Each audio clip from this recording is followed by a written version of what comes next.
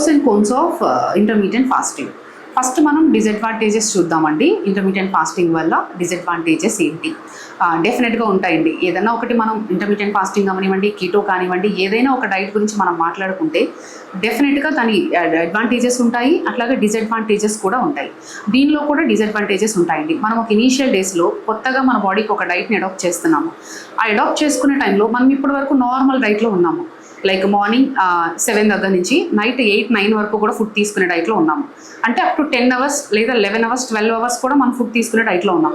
ఇలా కాకుండా మన బాడీకి సడన్గా క్యాలరీ డెఫిసిట్ చేసి ఎట్ ద సేమ్ టైం కూడా రెగ్యులైజ్ చేసి మనం ఇస్తున్నాము అంటే ఏదైనా కొత్త దాన్ని యాక్సెప్ట్ చేయడానికి మన బాడీకి టైం పడుతుందండి. ఆ టైంను మనకి ఆ టైం పట్టినప్పుడు అడాప్ట్ చేసుకునే టైంలో కొన్ని సింటమ్స్ అనేవి వెలివేట్ చేస్తాయి.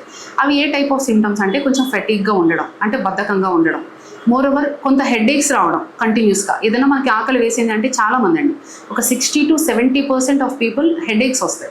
వాళ్ళ ఆకలి అనేది స్టమక్లో తెలియదు, బ్రెయిన్ నుంచి తెలుస్తుంది వాళ్ళకి. డెఫినెట్గా హెడేక్ స్టార్ట్ అవుతుంది.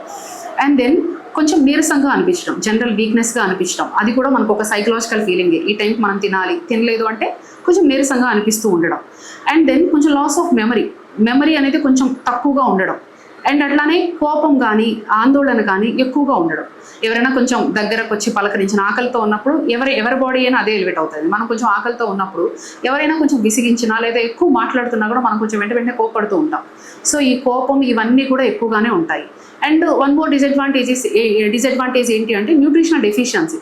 డెఫినెట్గా మన బాడీకి as per NIN recommended calories కానీ, కొంత ప్రోటీన్ కానీ, కొంత ఫ్యాట్ కానీ, హెల్తీ ఫ్యాట్ omega-3 కానీ, కాల్షియం కానీ, ఐరన్ కానీ, అంటే వైటమిన్స్ ఆర్ మినరల్స్ ఏదైనా కూడా కొన్ని రిక్వైర్డ్ అమౌంట్స్ ఉన్నాయండి. ఒక నార్మల్ పర్సన్కి, లేదా ఒక సెటింగ్ డిసీజ్డ్ పర్సన్కి, లేదా ఒక ప్రెగ్నెంట్ ఉమెన్కి, లేదా ఒక మెన్ అండ్ ఫీమేల్కి ఎన్ని క్యాలరీస్ కావాలి, ఇంత ప్రోటీన్ కావాలి అని ఒక డిజైన్ చేసి ఇచ్చారు మనకు ఆల్రెడీ. ఆ రికమెండేషన్స్ మనం ఏదైనా మీట్ అవ్వనప్పుడు డెఫినెట్గా న్యూట్రిషనల్ డెఫిషియన్సీ అయ్యే ఛాన్సెస్ ఉంటాయి. ఆ ఛాన్సెస్ మేబీ వైటమిన్ డెఫిషియన్సీ కావచ్చు, లేదు మనం మినరల్స్ బ్యాలెన్స్ చేయకపోతే మినరల్ డెఫిషియన్సీ కావచ్చు. అండ్ అవి తగ్గిన పరిణామాలు అనేది మనం కొన్ని మంత్స్ ఆగిన తర్వాత డెఫినెట్గా చూస్తాం. సో అందువల్ల ఏదైనా మనం ఒకటి స్టార్ట్ చేస్తున్నాము, ఇప్పుడు ఈవెన్ ఇంటర్మీడియట్ ఫాస్టింగే మనం స్టార్ట్ చేస్తున్నాము అనుకున్నప్పుడు డెఫినెట్గా అసలు మన బాడీకి ఏమి ఇవ్వాలి, ఎంత ఇవ్వాలి అనేది తెలుసుకొని స్టార్ట్ చేయాలండి. ఈ 8 అవర్స్లో వాటిని ఎలా ఫుల్ఫిల్ చేసుకోవాలి, మనకు కావాల్సిన న్యూట్రియంట్స్ అని మనకు ఫుల్ఫిల్ అవుతున్నాయా లేదా. సో ఎవ్రీ మీల్ని న్యూట్రిటివ్ వాల్యూ క్యాలిక్యులేట్ చేసుకోవాలి, డెఫినెట్గా చేసుకోవాలండి. ఇప్పుడు మనకి లైక్ మొబైల్లో కూడా అన్ని అవైలబిలిటీ ఉంటున్నాయి. ఎక్కువ దీనిలో కాల్షియం ఉంటుంది, ఎంత గ్రామ్స్ ఆఫ్ సెసేమ్ తీసుకుంటే ఎన్ని కాల్షియం వస్తుంది, అట్లా అన్ని అవైలబుల్ ఉంటున్నాయి. దానిలో క్యాలరీస్ ఎన్ని ఉంటాయి, ప్రోటీన్ ఎంత ఉంటుంది, బుక్స్ చూడాల్సిన నీడ్ లేదు, అలా వస్తున్నాయి.